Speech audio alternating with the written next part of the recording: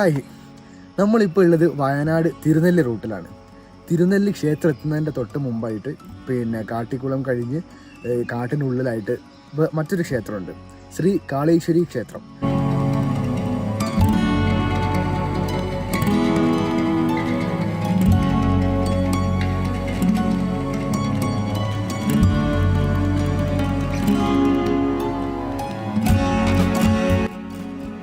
ഈ ക്ഷേത്രം സത്യം പറഞ്ഞാൽ തിരുനെല്ലി കാട്ടിനകത്താണ് ഉള്ളത്.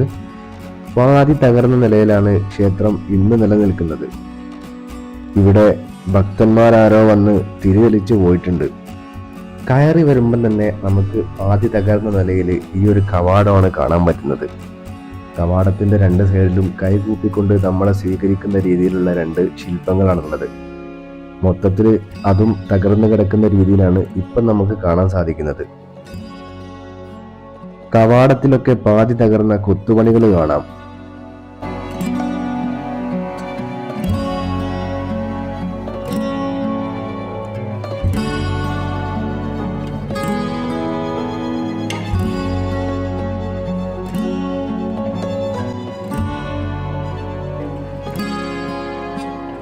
കവാടം കടന്ന് ഉള്ളിലേക്ക് പോയാൽ വടക്കും കിഴക്കും ദർശനമുള്ള രണ്ട് ശ്രീകോവിലുകൾ കാണാം. കല്ലമ്പലങ്ങൾ എന്ന് വിളിപ്പേരുള്ള വയനാട്ടിലെ പഴയ ജൈന ക്ഷേത്രങ്ങളുടെ നിർമ്മാണ ശൈലിയിലാണ് ഈ ക്ഷേത്രവും നിർമ്മിച്ചിരിക്കുന്നത്.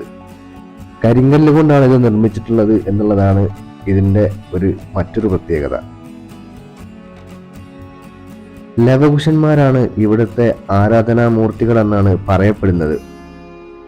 അശ്വമേധത്തിനായി പണ്ട് രാമൻ അയച്ച യാഗാശ്വത്തെ ലവകുശന്മാർ പിടിച്ചു കെട്ടിയത് ഇവിടെയാണെന്നാണ് ഇവിടുത്തെ ഐതിഹ്യം.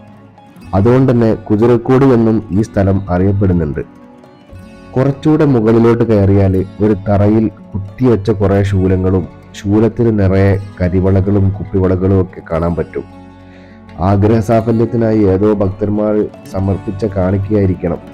ഏതായാലും അത് കാണാനൊരു പ്രത്യേക ഭംഗി തന്നെയുണ്ട്. വളരെ പഴക്കമുള്ള ക്ഷേത്രമാണിതെന്ന് കണ്ടാൽ തന്നെ അറിയാം. തകർക്കപ്പെട്ട ഒരു ക്ഷേത്രമാണെങ്കിലും ഇത് അവശേഷിക്കേണ്ടത് ഒരു ചരിത്ര നിർമ്മിതി എന്നുള്ള നിലയിൽ കാലത്തിന്റെ ഒരു ആവശ്യമായിട്ടാണ് എനിക്ക് തോന്നുന്നത്.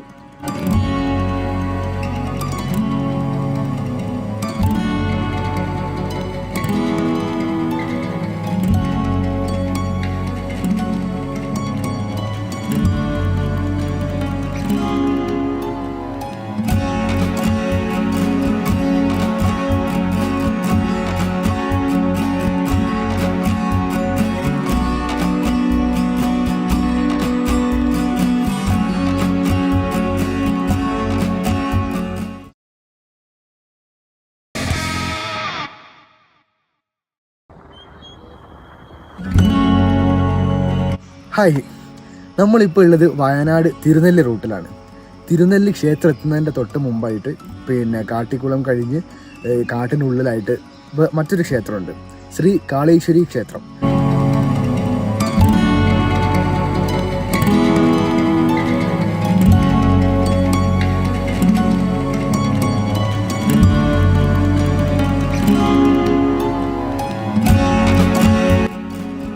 ഈ ക്ഷേത്രം സത്യം പറഞ്ഞാൽ തിരുനെല്ലി കാട്ടിനകത്താണ് ഉള്ളത്.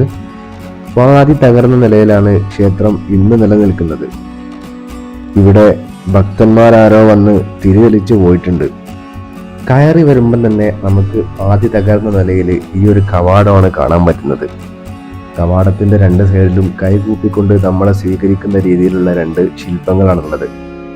മൊത്തത്തിൽ അതും തകർന്നു കിടക്കുന്ന രീതിയിലാണ് ഇപ്പം നമുക്ക് കാണാൻ സാധിക്കുന്നത്. കവാടത്തിലൊക്കെ പാതി തകർന്ന കൊത്തുപണികൾ കാണാം.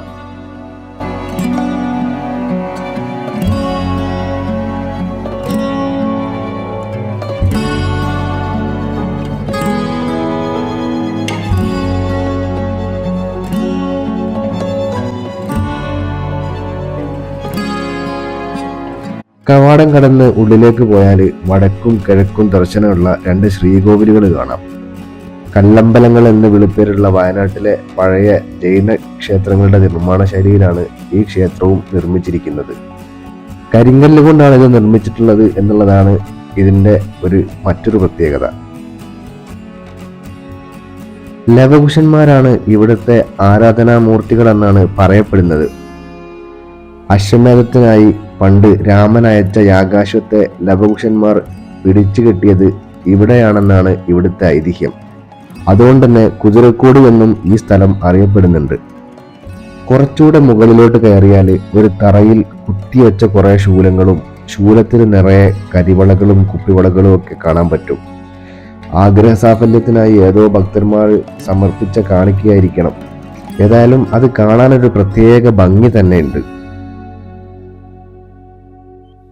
വളരെ പഴക്കമുള്ള ക്ഷേത്രമാണിതെന്ന് കണ്ടാൽ തന്നെ അറിയാം.